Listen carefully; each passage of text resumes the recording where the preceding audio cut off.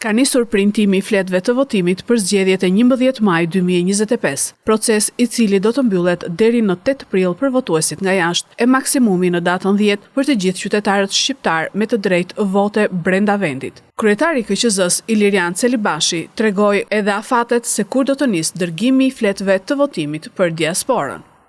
Kemi filluar me printimin e fletëve të votimit për jashtë vendit dhe besoj që midis datave 7 dhe 8 do t'i kemi këtu fletët e votimit për votimin nga jashtë dhe midis datës 8, 9 dhe 10 do të fillojmë përgatitjen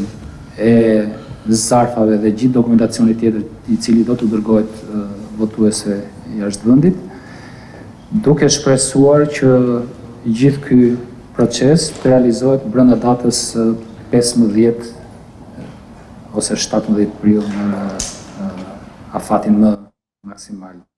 Emigrantët do të kenë 3-4 ditë kohë për plotësimin e fletës së votimit dhe kthimin e saj në KQZ.